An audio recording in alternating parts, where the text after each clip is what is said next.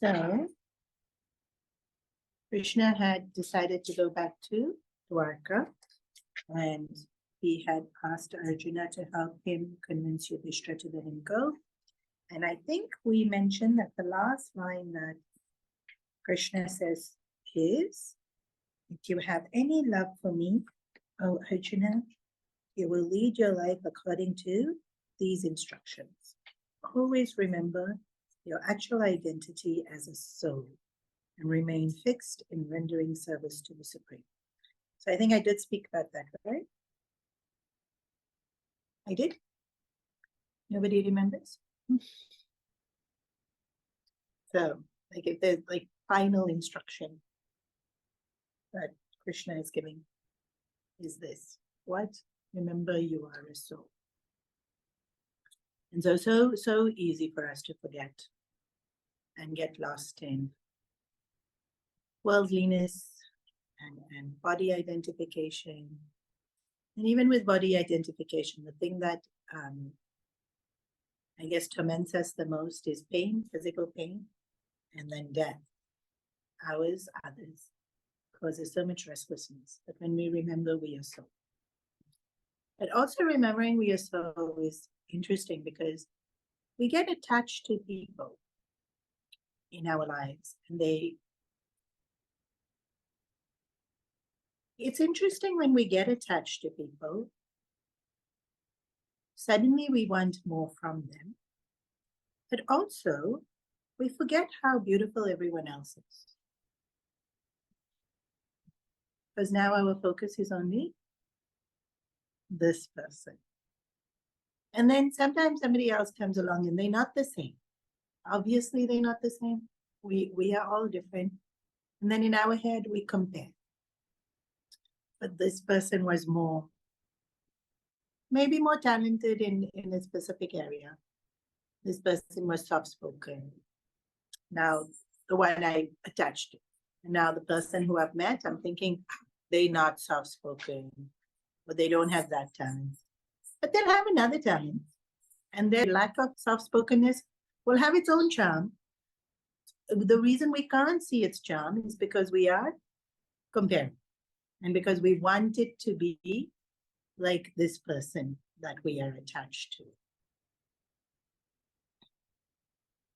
So when we remember we are soul, it helps to remember everyone else is a soul too. Right? If I don't remember I'm a soul, I'm not going to remember others are a soul. And then when we're thinking the other person's a soul, we don't get so stuck in they have to be a certain way. Just somehow they allowed now to be who they are, right? Because this soul is having this journey. But when we just think people, then we think, that they should do like this. They should talk like this. Of course, they should agree with me. But when we think it's a soul, and we think they don't agree with me, maybe soul has some reason now for not agreeing. To help me to either strengthen my point of view or to realize I'm being stubborn. Suddenly, just the perspective changes. So nice, no? When we start to see it. Most important thing for me to remember is I'm not this limited body, mind, personality that I keep asserting. I'm soul. And then also with asserting, we assert this personality of ours. We feel we have to redo it the same way every day. If yesterday I was, efficient, today I have to be efficient. If yesterday I didn't like you, today also I have to continue not to like you. Somehow we feel there has to be consistency. I can't just suddenly change. But of course I can. Why not? Because at soul level, we're so different. And when people pass away, loved ones will often ask me, how will they leave us? She was so attached to whoever. She was so attached to the husband. How will she just leave like that? She was so attached to her kids. How will she just leave like that? She was so attached to this new grandkid that was born. She's died, but how will she just leave? Is she become a ghost and now looking after the grandkid?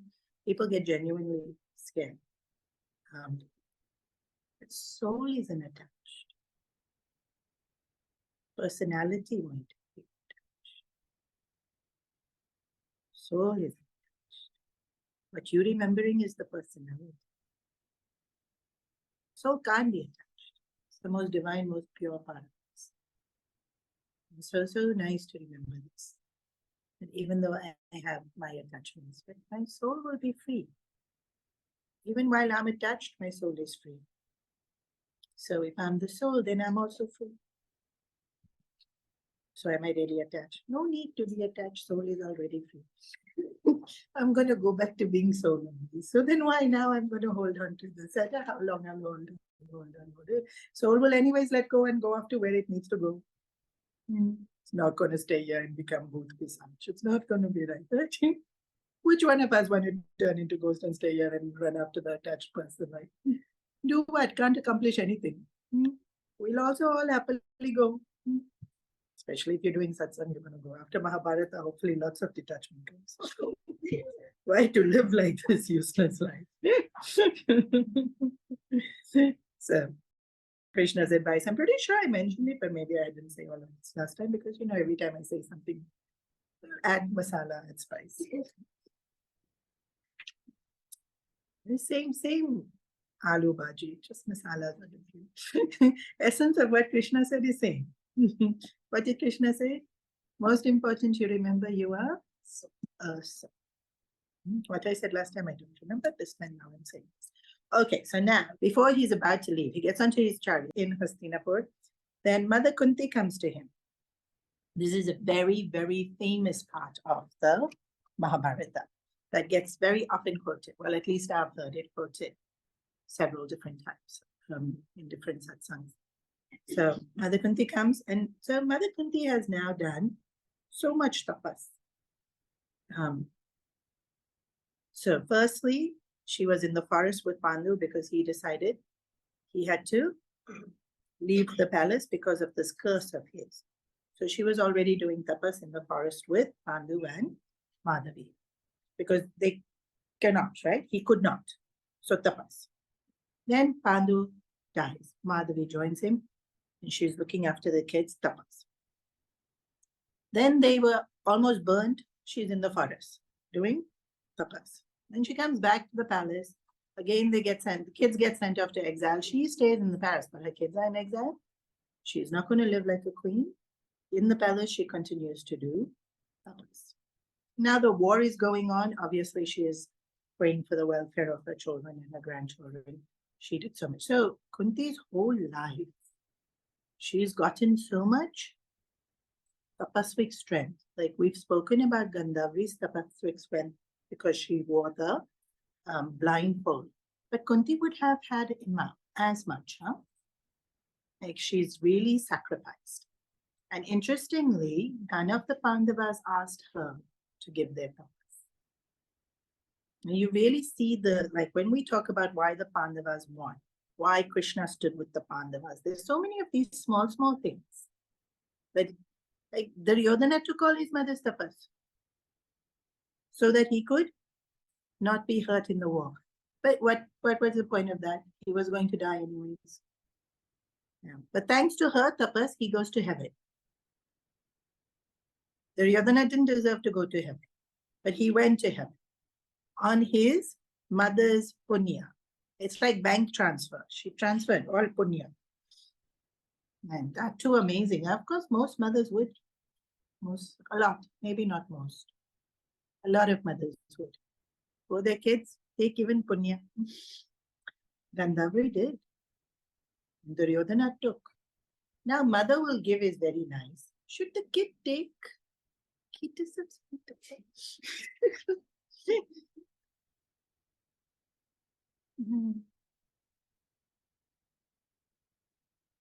Just because mother can give and will, fathers can also give. Grandparents can also. Blessings from parents, grandparents mean a lot. What am I saying? Duryodhana took, he asked, and he took. Kunti also has so much tapasvic strength. Arjuna didn't ask. Yudhishthira didn't ask. Bhim didn't ask. Instead, Arjuna did tapas of his own. Yudhishthira did tapas of his own. Bhim, we don't hear very clearly. He doesn't seem to be your traditional kind of person. But he did have a lot of devotion. And he doted on the family, looking after them. So in his own way, he did duty, even if he didn't do tapas. I'm not sure. It doesn't specify. Sometimes details aren't given. Or sometimes I didn't read the extended version. But definitely Yudhishthira did tapas. Definitely Arjuna did tapas. And definitely Draupadi did tapas. So we see what, the Pandavas, you don't just take, just because it's available, you don't just take. So Kunti has done so much tapas. She was Tejasvi. She was radiant with the energy of the tapas that she had done. Also, Kunti has had this beautiful connection with Krishna from the first time they meet. When Krishna first comes to Hastinapur, Kunti is his aunt. Right? Kunti and Vasudeva, brother and sister. And so it's quite a close relationship. And so this kind of, like all of you have already experienced as grahasthas, siblings have kids, they feel like your kids for you. Like the kids of the house, the collective communal. So a lot of love Kunti has for Krishna. But Krishna is no ordinary nephew. He is the Lord himself, and Kunti can see his glories because he's been helping the Pandavas every step of the way. And so she says here, Krishna is already about to get onto the chariot, and Kunti starts praising him, saying, I know that you are no one but the Lord himself. Here in this embodied state that we know as Krishna. And so she says that through every single calamity, you have come and you have been with us. And so we see this. Throughout the Mahabharata, we have seen this. After Game of Dice, Krishna came straight away. Draupadi, during the Game of Dice, Krishna came as Vastra to protect Draupadi. But in person, he comes straight away, like literally the next day. And Draupadi is crying, Yudhishthira is crying, Arjuna is crying. And he is literally physically hugging them and consoling them. Then we see the whole time in exile, he came, he went, he came, he went. But most of all, we've seen during the actual war, he has helped so much, every single step of the way. So Kunti is saying, come out, calamity after calamity, we had you hold our hand. And so may we keep getting calamities so that we can keep seeing you. If good times come, we'll forget you. And this is why it's often quoted. Unfortunately, for many of us, we remember the Lord when times are difficult. And then we forget. Things get better and we forget. Are we ungrateful? Not necessarily. We just get caught up. This party, that lunch, this meeting, this email, this promotion, this opportunity, this new movie. They were asking me in Jakarta last week, something about that movie, Rani, Raja, something. In Hong Kong, y'all don't ask me, huh? Pretty much every person I met in Jakarta asked me if I've seen the movie. And I was like, why would I see this movie? It's a Hindi movie. It's a movie, firstly. Why would I see the movie? Then they were like, it's really funny. Come, we'll take you. Why would I go with you? No, not going to go see a movie. So many times last week while I was there, I was thinking, Hong Kong people are so used to me. They would just never say this to me. Then they asked me, do I watch? I said, yeah, sometimes I'll watch. 2021, I watched quite a bit when COVID was there. And again, got bored of it. So, of course, they asked, what did you watch?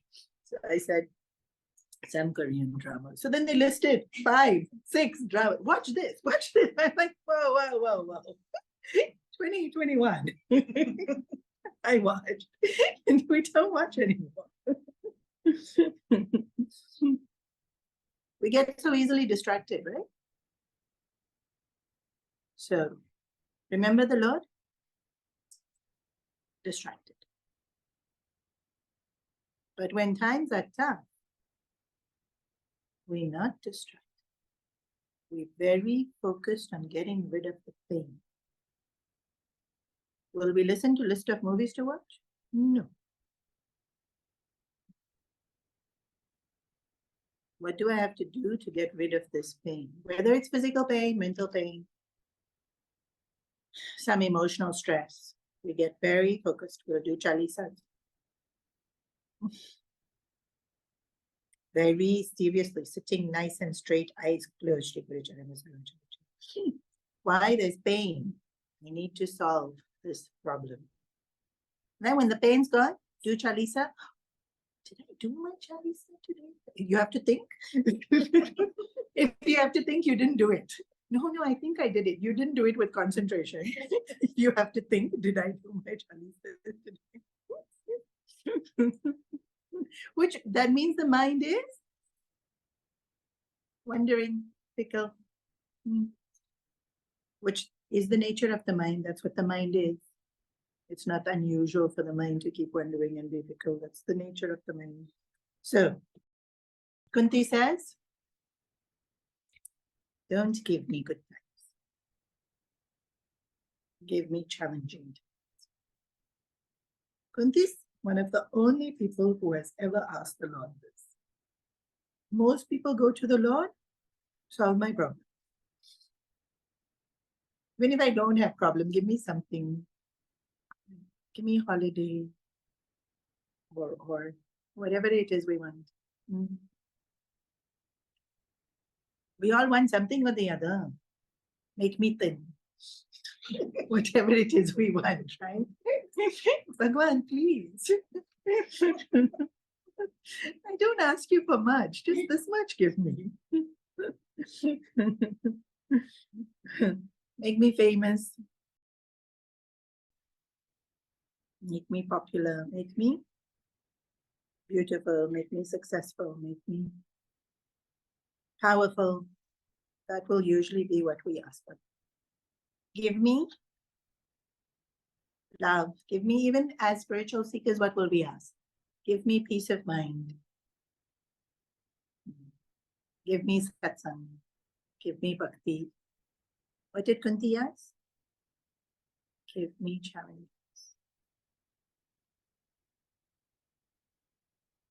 I will not forget you when I'm facing challenges. And so basically, I never want to forget you. And if challenges are there, the best in us comes out. When challenges are not there, we can become a little careless. All of us. Right? Like when we think, I know this, I got this. That's when we become careless.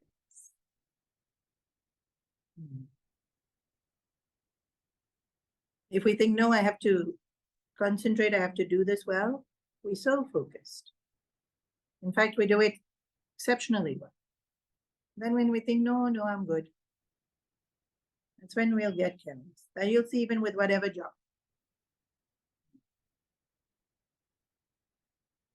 I think that there was that, I think it was Lata Mangeshwar, where somebody asked her, why does she train every single day? So all classical trainers of that level, they do their vocal exercises pretty much every day. And she said, if I don't do it for one day, my guru will notice. If I don't do it for 2 days, I will notice. If I don't do it for 3 days, you will notice. Carelessness kicks in, and we don't do our practice, then the skill drops. Like, I know this, no need, I don't. I've been doing for years now, and our attentiveness drops. Our commitment to it drops. Even so, up in Alsi, I've told that Krishna story to Balvi, our kids. At least 50 times now I've told that story. I think I know the story. Chalo, let's go. And some name I'll forget, or some. If I take anything for granted, okay, I'll still be able to do the story well. But I know I wasn't as.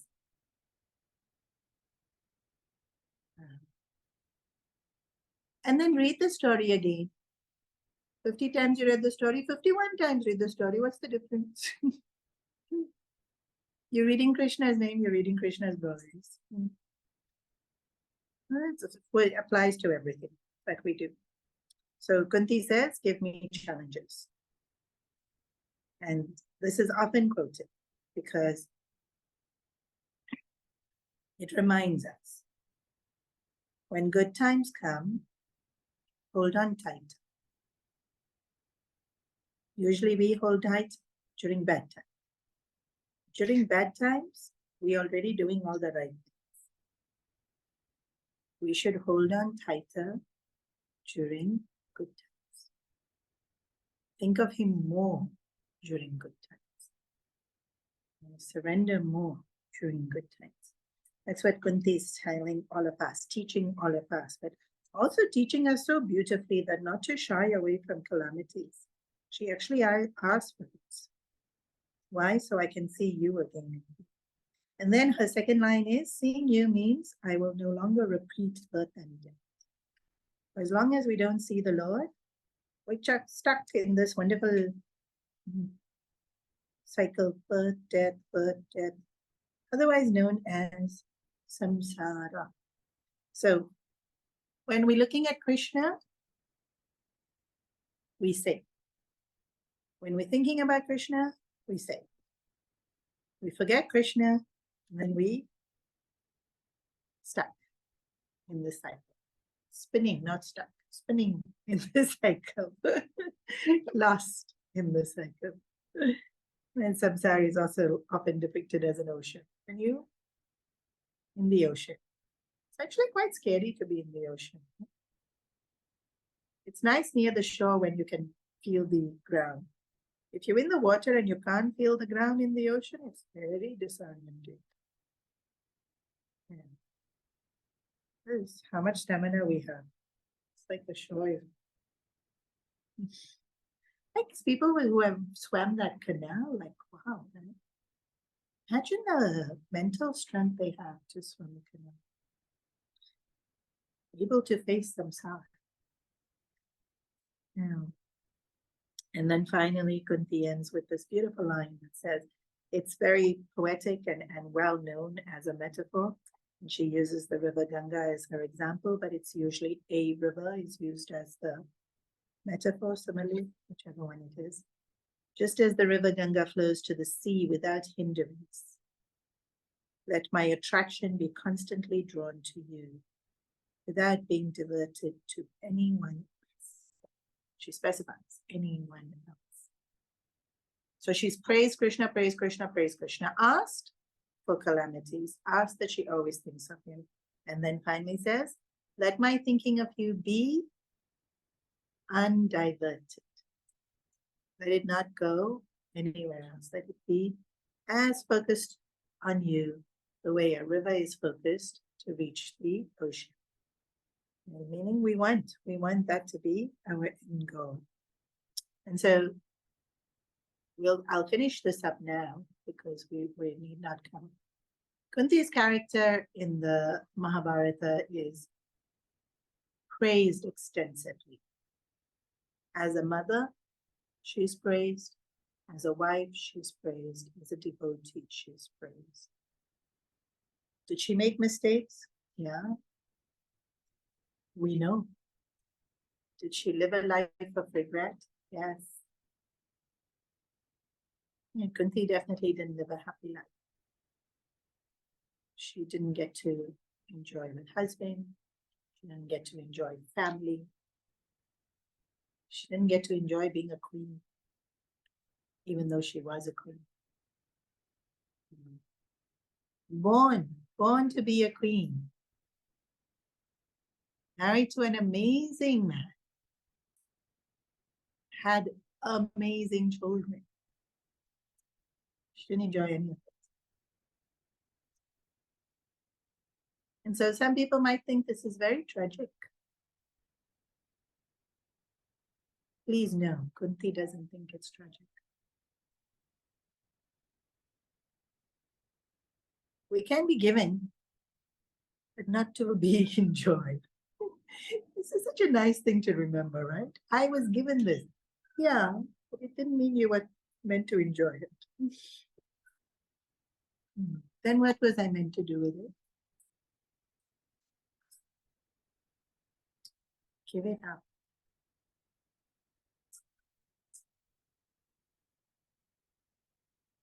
Isn't that interesting? Why were you given this? So you can give it up. What was Kunti given? Beautiful husband. She had to give him up. If she touched him, he would have died. And then she had to give him up because Madhavi followed him into the fire. She didn't follow him into the fire. Hopefully you'll all remember this. This was in the beginning of the Mahabharata. She was given 5 children that are legendary. She was hardly with them. And then she gives them up. After Krishna leaves, she gives them up. She goes into the forest to meditate. She gets moksha.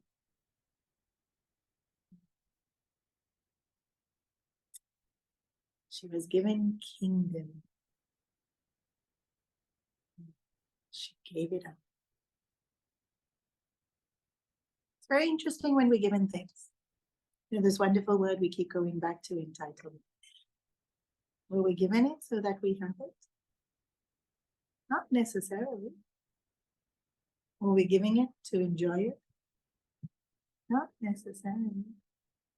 And being given it is a blessing? Not necessarily.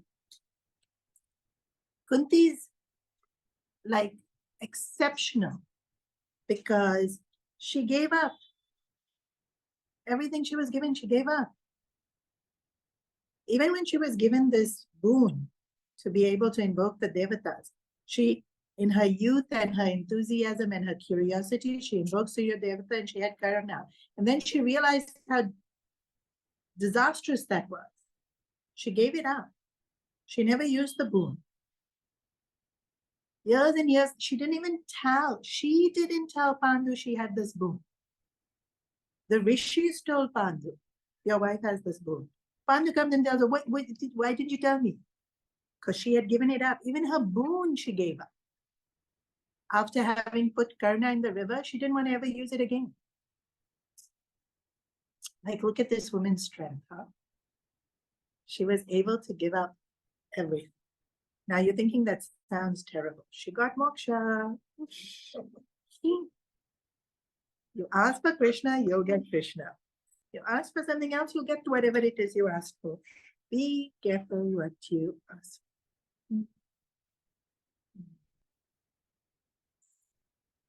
So, this bit's so sweet. After Kunti has said all of this, Krishna embraces her and Krishna says to her, as much as you have been thinking about me, I have been thinking about you. You really see Krishna's sweetness. He doesn't say, yes, I'll give you lots of challenges. He says, your mind will be free. As you want it to be free, you will be free. But this bit, that as much that you've been thinking of me, I'll be thinking of you. And I will never forget. That's it. The concern is that she will forget Krishna. But what's Krishna telling her? I will never forget you. He's already told her mind will be free. But this assurance that I won't forget you. So don't, there's that beautiful song Guruji sings, Bhagavan Mera Nahi, that maybe I can forget you. Because Maya and this useless Jiva, and maybe I'll get distracted and forget you. But please, Bhagwan, you never forget me. I used to always think this was such an incredibly sweet song. And here Krishna is saying, I will never forget you. Like, you don't have to ask me. Kunti didn't say, you please remember me. Kunti didn't ask that. Kunti asked, I want to never forget you. And what's his reply? Doesn't matter. Because I will never forget you. Like, he gives even more than what we could possibly ask for. Kunti asked for difficulties. And his reply is, I will never forget you. And that we know she leaves into the forest and that bit we'll get to. Okay, so now Krishna actually leaves. Let's him go now. Otherwise, I'm talking too much. So he gets into the chariot and he goes to Dwarka. And when he lands in Dwarka, actually it's not land like a flight, but he got to Dwarka. He blows his conch getting to Dwarka, and immediately the gates are open and there's suddenly cheering, and the people come out of their homes and pave the road to the castle with flowers. Like, the description is so beautiful that Dwarka has missed him so much. People come out of their homes bringing fruits and want to feed him. Like, every single house comes out of the house, brings something like water, fruit, mango, dessert, whatever they brought in there. The scene sounds so festive. Like, Krishna just coming into the town sounds like already one humongous celebration. And there was so much love for Krishna that every household wanted to offer him something. And so every house was empty because everyone was on the road to be able to catch a glance of Krishna as he passes. Krishna reaches his parents because remember he wanted to meet Vasudeva and Devaki. They didn't know about what happened in the war. So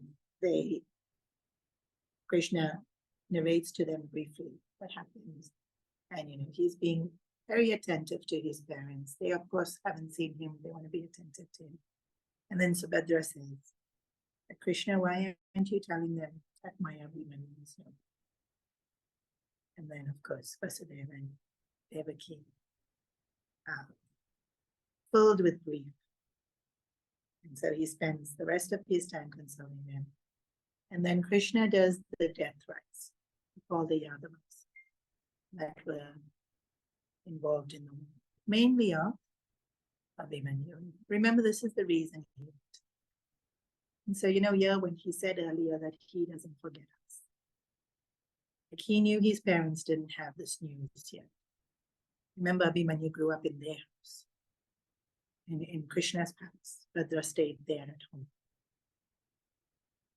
And so they've watched him grow. And he wanted to be there when they found him, so he could console them and give them strength. And so he's just said to Kunti before leaving, I never forget him. And yeah, we see it. We see him actually doing it. And so it ends on a sad note because it ends with Abhimanyu's shroud ceremony. But Krishna going back has already brought life into Dwarka. And here also it's Rukmini only that's being referenced as Krishna's wife. Even in Mahabharata, there's no mention of that. It's Rukmini only. Okay, now, Vedavyasa, Krishna, Narad Muni, all of them have told Yudhishthira to do Ashwamedha Yagna. Do you remember what Ashwamedha Yagna is? They have a horse, the horse goes, they follow the horse, anyone who challenges that the horse cannot, wherever the horse goes becomes their land. Anybody who doesn't want to surrender to them, there's a fight.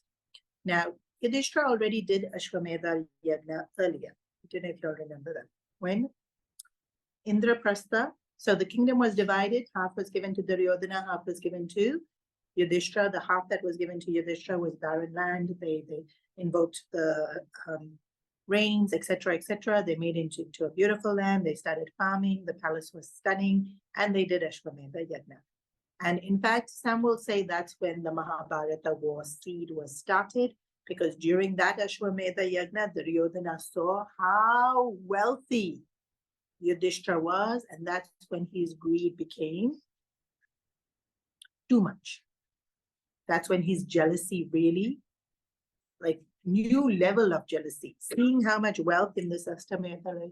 That's when that night itself, Duryodhana went home and told Shakuni, we have to do something.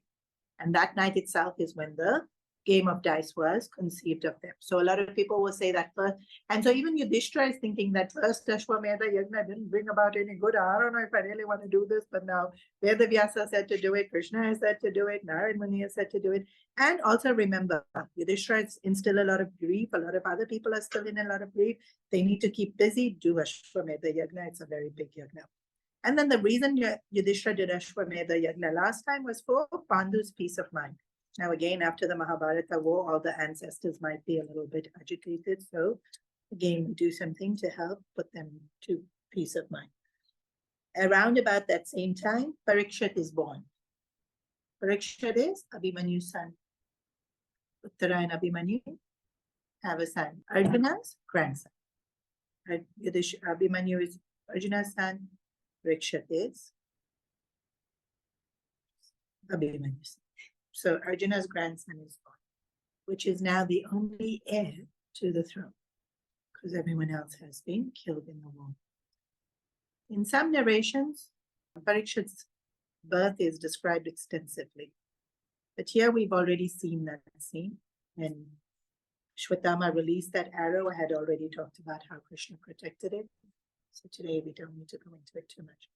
So the yagna starts, and last time when they did the yagna, Nakulaha went one direction, Sahadev went one direction, Bhim went one direction, and Arjuna went one direction. This time when they're doing the Ashwamedha Yagna, only Arjuna goes. Nobody else goes. You're looking sad for him. Why are they being so high? Because now he's hero number one. We don't need anyone else. Let's also remember a lot of the kings have already been killed. Arjuna's name now has become synonymous with victory. So very few people will challenge Arjuna. So nobody, of course, he had soldiers behind him, but the other brothers didn't go. The other brothers stayed at home preparing the puja stuff, a part of the yagna. So 3 important things about the Ashwamedha Yagna. 1, Yudhishthira told Arjuna, do not kill anyone. And Arjuna's like, but if I'm fighting, do not kill anyone. End the fight and spare their life. And so no one was killed. Like, you can really see Yudhishthira's just not going to have any more deaths. This really shows, once again, it shows Yudhishthira's character. Like, do the yagna, but he's still so clear, so sattvic, so dharmic. And so many places Arjuna was challenged and he spared their lives. He defeated them and he spared their lives. I'm not going to go into the whole list.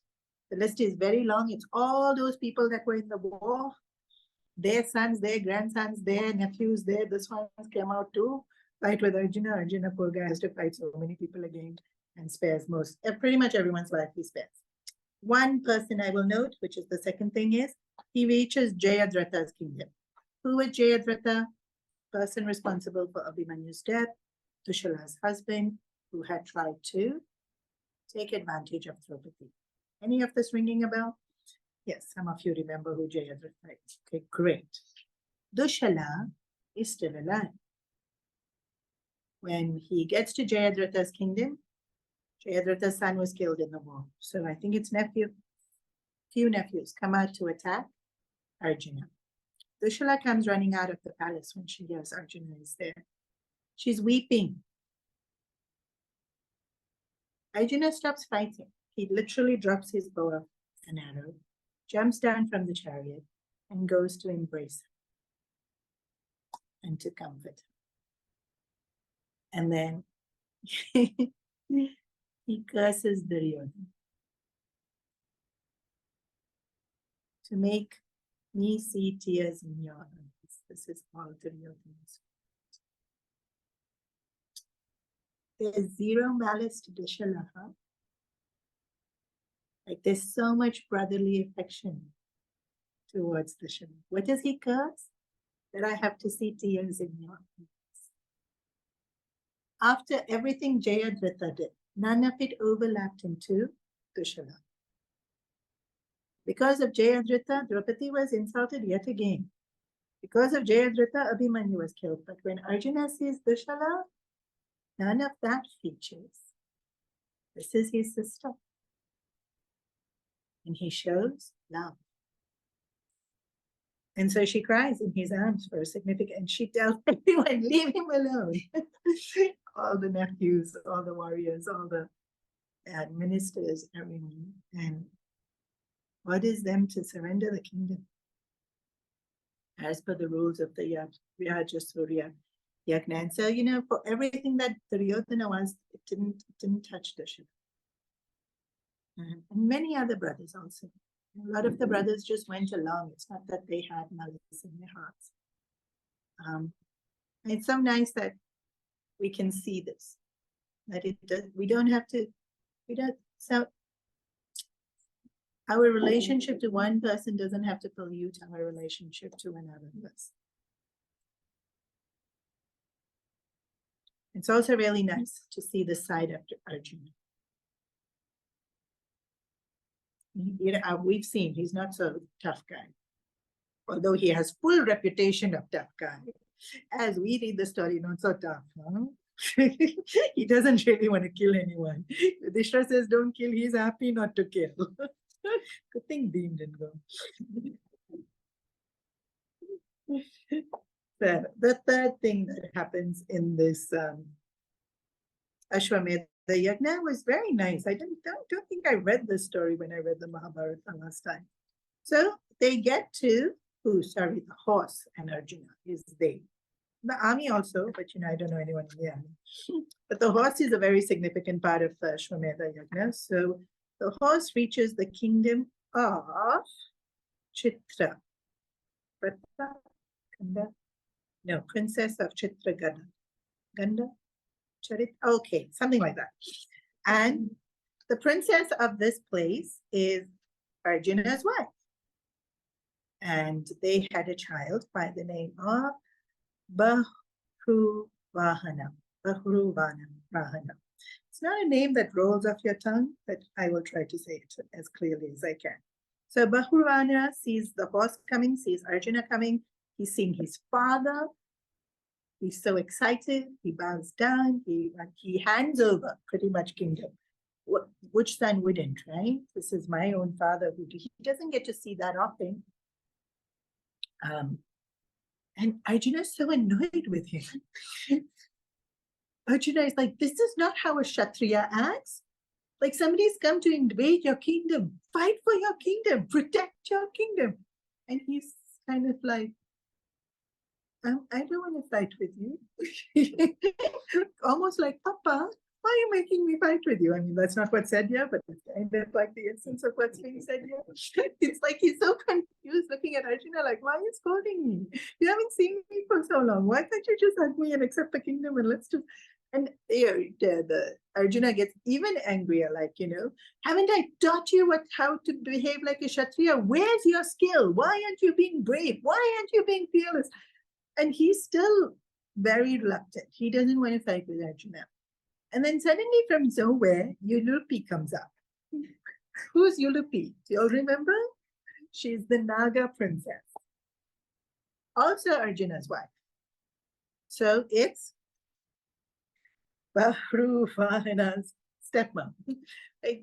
Obviously all of Arjuna's wives are all there. So suddenly when she came. And so he is very respectful to her. You can see as a son, he's very, very respectful. So he bows down to her. He says, Mother, I hope I haven't offended you.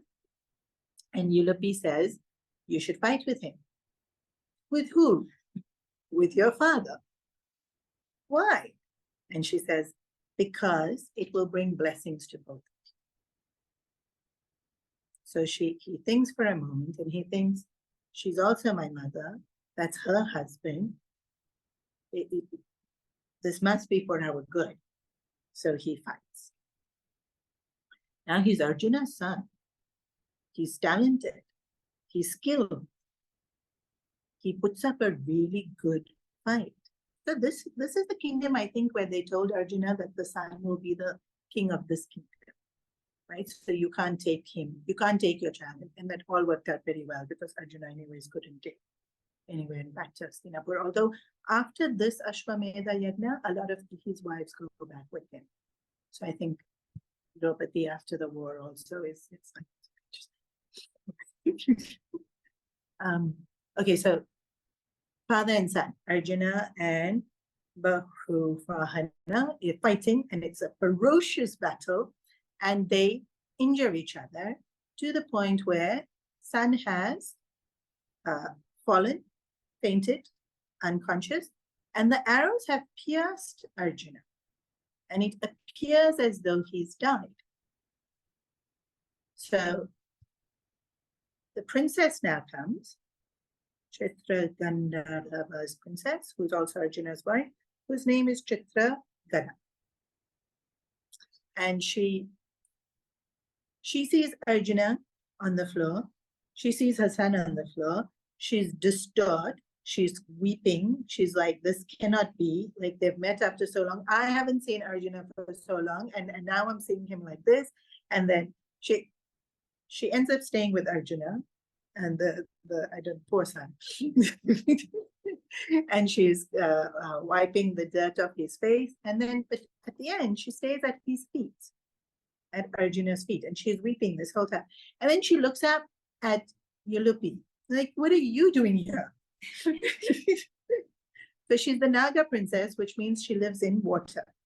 If you all remember, doesn't matter if you all don't remember, she lives in water. She doesn't appear, but she can appear anywhere because she's considered Devata, goddess.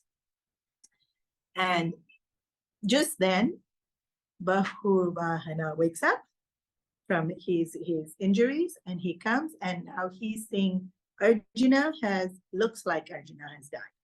And now he's weeping, like, what kind of son am I? How can I have killed my own father?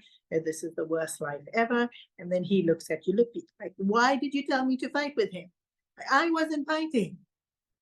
And so, of course, Chitraganda also wants to know, who told you to come here and why did you interfere in all of this? She says, please don't get so upset.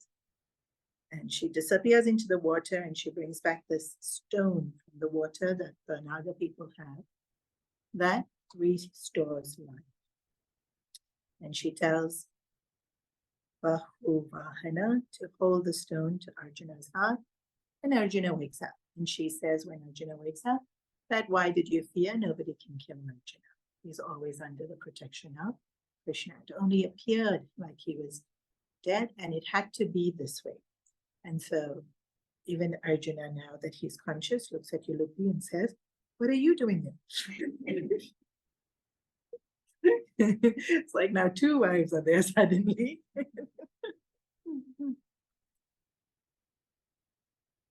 She said, while the war was going on, the day after Arjuna shot Bhishma Pitama and he fell on the bed of arrows, the Vasus had come to take a bath in the river, where she can hear anything that's going on in the water, but it was near where she was. Now, who are the Vasus?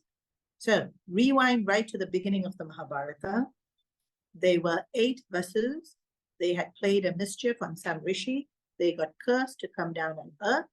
They asked Mother Ganga that the minute we are born, please kill us so that we don't have to live human lives. Gangaji killed 7 sons, and the 8th one, Shantanu, stopped her and said, why would you do such a horrible thing? And she said, I guess this one wasn't meant to die. And these were the 8 Vasus. So Bhishma Pitama is one of the 8 Vasus. The other 7 died immediately after being born and were freed from human birth and went back up to the heavens.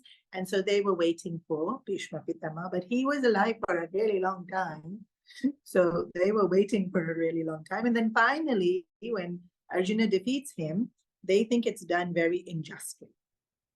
They say, he put Shikandi in front of him, Shikandi, right? And that's cheating because that's a girl, and Bhishma won't fight against a girl. And so then, they took advantage of his good nature, and this is injustice. And so they asked River Ganga that Arjuna should be killed for this injustice done to Bhishma Pitama, who they see as a fellow Vasu and who are like being loyal to Bhishma Ji as a Vasu. Of course, this is that whole everybody wanting vengeance. Why we like that, huh? Anything happens and immediately we want vengeance. Like if you've learned nothing else in the Mahabharata, please learn how futile vengeance is. So, Yulapi hears that they're going to kill Arjuna, is disturbed, goes to her father and says, you have to do something, we have to save Arjuna. This is my husband, and of course I love him, and we have to save him. And so the Naga king goes to the Vasus and says, please don't do this plan. And they're like, okay, we won't kill him, but let him die for a few minutes. So we feel better. Then you use your stone and you can bring him back. And so this all had to be done. So Arjuna died for a few minutes so that the Vasus can be appeased. Then she said, but it wasn't only to appease the Vasus, it was to purify yourself of the sin of shooting Bhishma. Like shooting such a beautiful soul, how can you not get? He himself felt so much guilt, right? Guilt is also power. When you feel guilt, the very guilt you feel is power. And so to purify himself, like, okay, look, you had to fight with your own son. You had to be killed by your own son. And so Yulapi says this as well. Arjuna could not have been killed by anyone else. Only the arrow of his own son would have been able to pierce him. And there's a nice line about how the son is nothing but the father, which I was trying to understand more clearly, but that's the line that the way I understood it. More than that, I didn't have any great revelations. But I thought you all would be very interested in that line. But sorry, I didn't have any other great revelations about it. Maybe it's attachment only, the extension of myself. But maybe it's something a bit more beautifully profound. So all this happened during the Ashwamedha Yagna. Quite the Yagna. Exciting little event in the middle of the Ashwamedha Yagna, which purifies Arjuna of his sin of shooting Bhishma Pitama. Also, we get to meet one of his sons who has survived the Mahabharata war. But he's the king of this other kingdom. He can't be king of this kingdom because that was what was promised when he married this princess. It's a matriarchal tradition. It's nice that there's also some matriarchal traditions. Okay, so now what do we do? Okay, so now the yagna is done. Which yagna? This humongous Ashwamedha yagna. The horse has pretty much gone everywhere. Arjuna's fought with many people, but he's not killed anyone. Some of them he's reasoned with. Some of them he has had to fight, but he went easy on them. Many a times other people intervened and helped him. But it's almost like all accounts that anyone that was still having a grievance, it's been appeased. And that's what Vedavyasa had said, that you'll be purified from all the leftover remnants of the war by doing this.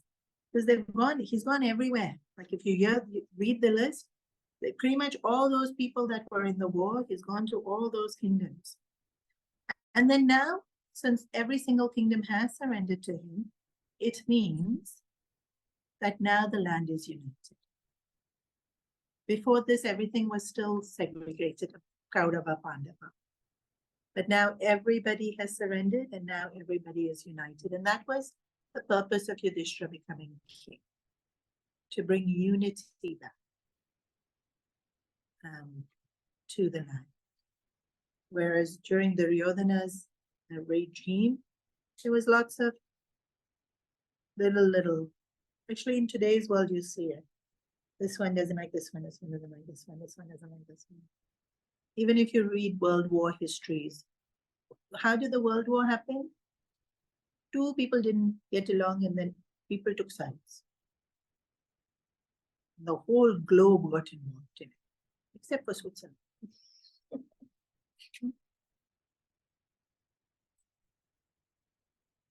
We also do, till today it's like that, right? Even now people have sided Russia and Ukraine. Now, not everyone has, but some countries have sided very clearly, very vocally. We on this person's side for whatever agenda they have. And then even some other disputes in different parts of the world. And then hardly anyone gets along. Really, if you see. Yeah. Why did Brexit get passed? People holding silly grudges, creating divide, prejudice. America also, right? That whole with Mexico and Brazil. So much prejudice, so much divide. Even America and Canada, them and us, it's huge. And even within small European countries. And sometimes our geography is not good and we'll say, are you from this place? And they get so offended. No. Isn't it all that same area? No, we're not the same. Why? Because there's some kind of conflict between this side of the river and that side of the river. So much. And so the purpose of Ashwamedha Yajna is to bring unity. And so finally, Yudhishthira is able to do that. He's able to bring unity. This was the purpose of Yudhishthira being the king in the very first place.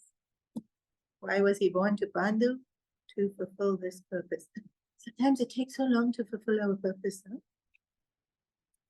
What all Yudhishthira had to go to finally fulfill this purpose. This is the second time he's doing the Ashwamedha Yajna. He's done the Ashwamedha Yajna before to fulfill purpose, but that time Duryodhana got jealous. And then one thing led to another. Otherwise, it would have been fulfilled then too. But some obstacle comes. Our lives too.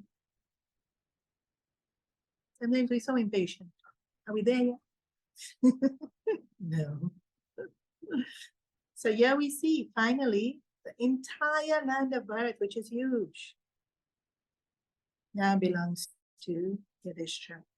And as you all know, at the end of every puja, we're supposed to do Dhan. So in fact, this is there. When King Parikshit was born, so much charity was given after his birth. And I've made a note here to talk about charity. Even when the death rites are done, charity is given. Charity is given at birth, charity is given at death. And we meant to do it all the way in between as well. So the yajna is done, and now it's time for Yudhishthira to give charity to the Brahmanas, and they had kept Vedavyasa as the main person that they would give their offering to. Effectively, Vedavyasa is kinda their grandfather. They look up to him, but they look up to him as a rishi, as a santa. And so what does Yudhishthira give in charity to Vedavyasa? The kingdom. All of it. And now the king of the entire earth, here, my kingdom. Look how easily Yudhishthira is able to give up the kingdom. Charity. Like if I ask, can you give me $10? So easily you'll give me. You'll give no. Only 10 plates. You'll give apple. He gave kingdom like that. So much wealth was there in the Ashwamedha Yajna. Even before the yajna started, Veda Vyasa took them to a cave in the Himalayas where there were just piles and piles of gold lying and said, all yours. Veda Vyasa knew his way around. Huh? Good connection to have. He knew where to find what. And that's why the charity was being given to him, because he had actually secured a lot of the wealth to be able to start the yajna. And then after the yajna, there was so much wealth. There was so much land. And Yudhishthira says, it's all yours, all of it. Charity isn't he gave half, he gave all of it. No. Yudhishthira's heart is so big. And this is really where you see Duryodhana wasn't able to give anything. Like anything. Yudhishthira is able to give everything. Absolutely everything he is able to give away. And so Vedavyasa is so happy with Yudhishthira. And he says, I take it. And now that it's mine, it's all cleansed. Now I give it back to you for you to rule. Because Brahmanas are not meant to rule. Kshatriyas are meant to rule. So now you rule. But he took it. So that Yudhishthira could feel he didn't fight the war for kingdom. There's no way Yudhishthira fought war for kingdom. There was zero greed in Yudhishthira's heart. And then also when Vedavyasa says, I took it, I take it. The kingdom now in Yudhishthira's mind is always Vedavyasa. And now when he rules as an ambassador. Just like we see Bharat in the Ramayana rules the kingdom in Ramji's name. Yudhishthira also rules the kingdom not in his own name, never in his own name. Always in Krishna's name and Vedavyasa's name, Bhagwan's name and Santa Mahatma's name.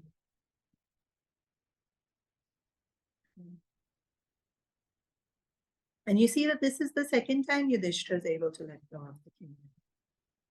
During the game of dice, it was stolen from him, but he was able to let it go. If there wasn't that my kingdom, like when something's stolen from us. And here, it's not taken from him. He himself willingly lets it go, which makes us see that at the game of dice, we'll say he lost it, now what he has to accept. It's not that he's so detached. But here you can see fully detached. He himself has it, there's no opponent, he himself is happily giving it away. So, we'll do this next bit quickly.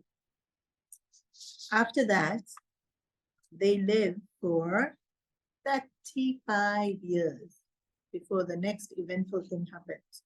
So now, Parikshit is 35 years. That's a long time. What happened in 35 years? Everyday stuff. It rained, food grew. Then finally, Vidur returns. After 35 years of the war being over, Vidur returns. In this 35 years, Yudhishthira hasn't sat on the throne. He has told the Dhritarashtra to sit. He's doing all the work, but the Dhritarashtra is still sitting on the throne. But the Dhritarashtra is an interesting character. He wanted throne. Remember I said, be careful what you ask for? He got throne. Yudhishthira put him on the throne. But he never felt fulfilled being on that. Because that's not where he was meant to be. When we asking for what's not ours, It cannot bring us happiness. But actually, he enjoys all the attention. And Yudhishthira, Arjuna, Nakula, and Sahadev treat Dhritarashtra amazing. In fact, it is said that Dhritarashtra himself thinks they treat me better than Duryodhana. They treat me better than all my sons put together. Please note, I only said 4 names. You all noted I only said 4 names? Those 4 Pandavas treat Dhritarashtra amazing. They put him on the throne. They're so respectful. They're always asking about his well-being. They're getting his favorite food cooked. They're caring and kind and being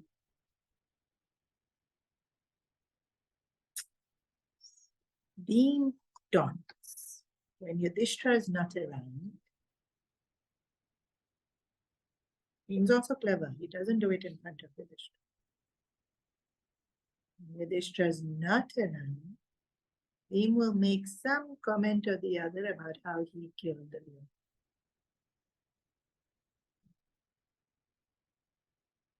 Rashtra and Gandharvi would become very sad, but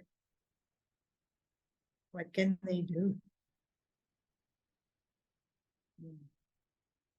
And how did the Dhritarashtra live 35 years in the palace on the throne, listening to this day in, day out? Interesting, huh? The Dhritarashtra lived his whole life like this. Before the war, Vidur kept telling him things. You're too attached to your son, you're doing the wrong thing, you're an unjust king. He'd listen to insult and he'd take it because he wanted Duryodhana to have the kingdom. He listened to taunts his whole life. Now he's listening to it from him. Just do what you're meant to do. No. This is this weakness of character. So you have to listen to his own criticism.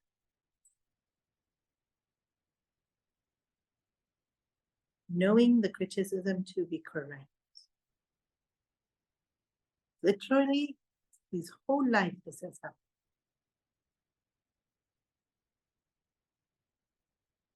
How stuck in desire we can be, that we can hear this criticism come to us again and again.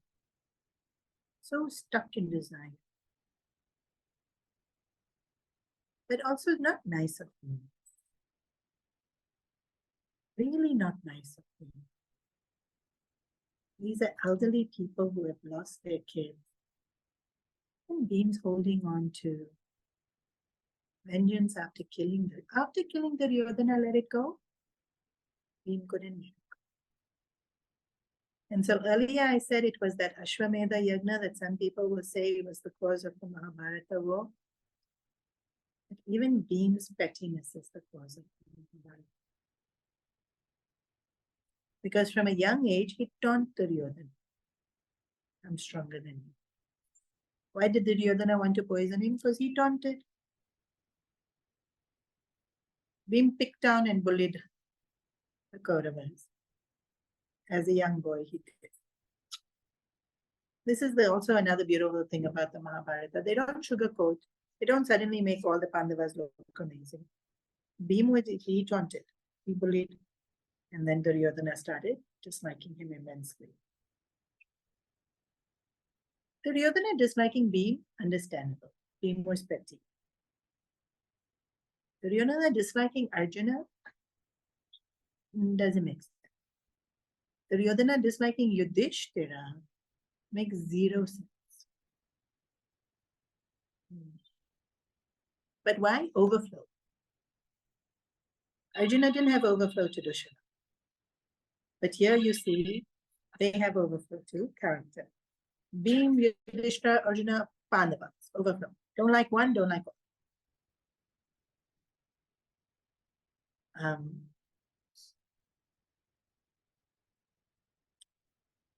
And then, if you all remember, Duryodhana came to the palace of illusions.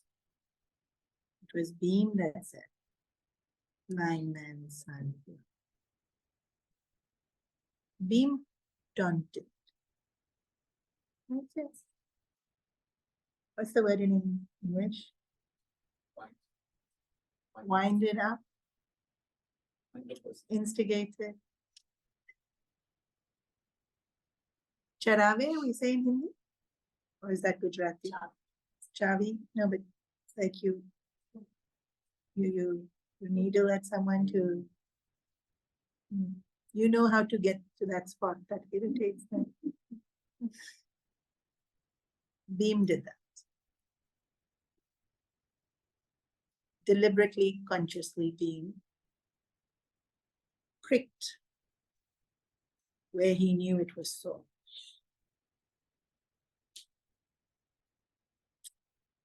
Sometimes we think our pettiness is harmless. It's not at all harmless. Bhim's pettiness is a large contribution to Mahabharata. Is it completely Bhim's fault? Not at all. Did it contribute? Yeah.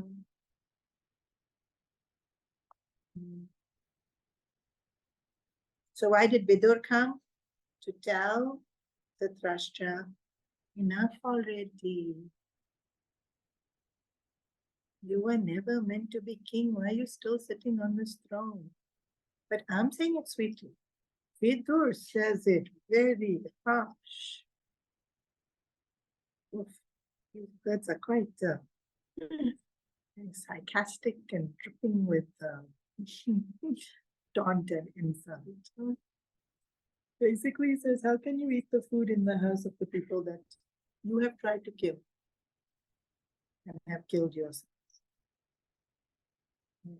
What kind of coward are you? Like, Vidur is so harsh. And then he ends with saying, I forgot to mention this.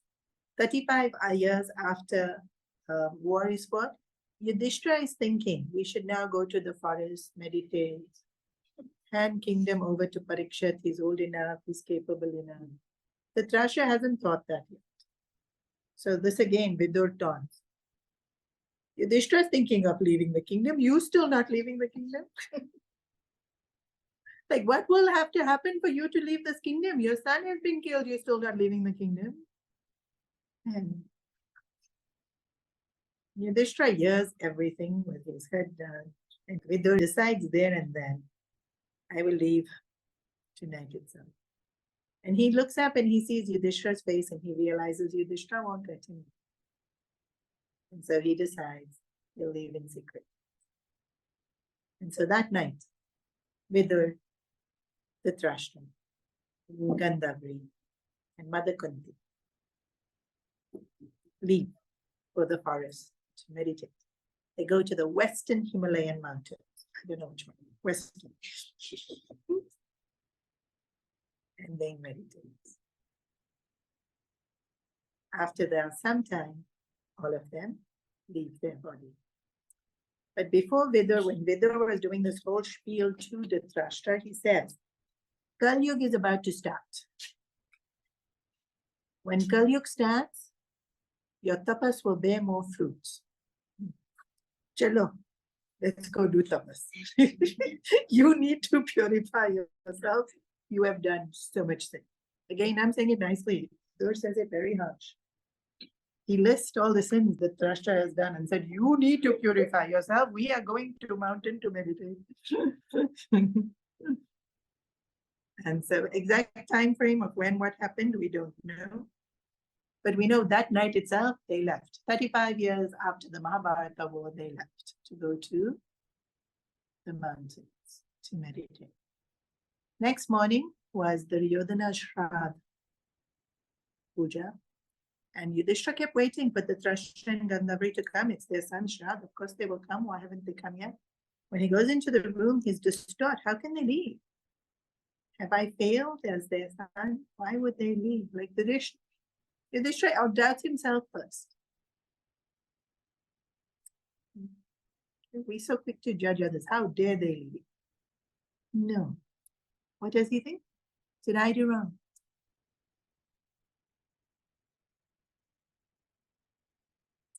This is why Krishna stood with them. Like these qualities in a person. When you know, not to blame the others, but to see our own mistakes. And Yudhishthira is really the bar to be Yudhishthira is really too high. Narad Muni comes to comfort him, and Narad Muni comes to say, Yudhishthira, everyone's time is now limited. Krishna will soon leave this earth. After Krishna leaves, you need not stay here. They have gone to the mountains to meditate because their time is limited. Let them purify themselves in this remaining time. And so finally, Yudhishthira believes a sigh of relief. And you see that Yudhishthira's purity, the Santa Mahatma come immediately to help him. Narad Muni has the siddhi to be able to appear anywhere at any time. Okay? Suddenly Naradji appears, using his siddhi. Not cool if suddenly Naradji would appear to tell us also. Don't worry, sweetheart. This has to happen because this and this and this and this. Nothing. We sitting here thinking, where are you? You're there also? Did you get my email?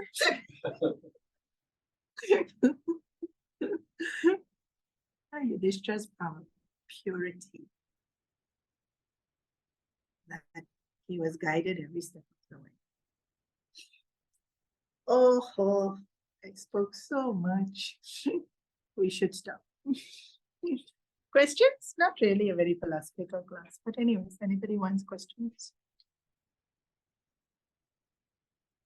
Maybe Beam's purpose was. Beam's purpose was to Chorave? Maybe. Definitely did it well.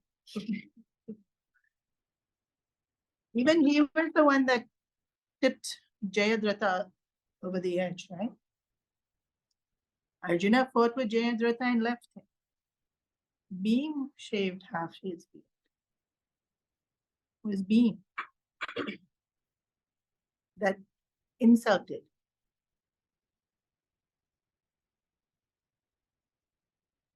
Had he not been insulted, he may not have been so malicious. Jayadratha became malicious because of Beam. Was that his purpose? According to Mahabharata, yes. Me and you don't have to be.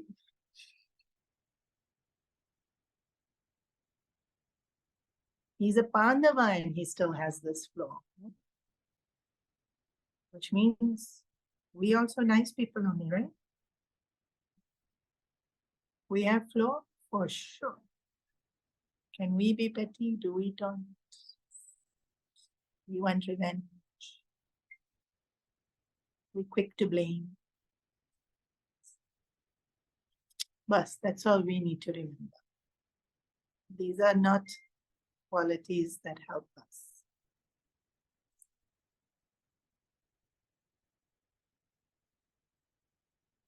Okay.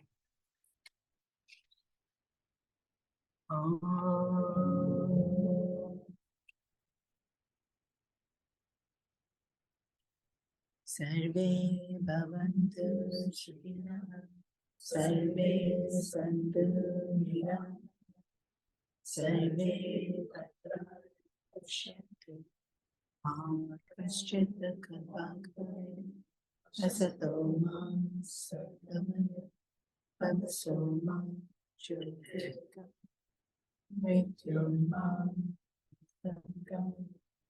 Om Purnamida, Purnamida, Purnam, Purnamidachyate, Purnasya, Purnamadaya, Purnameva Shishyate.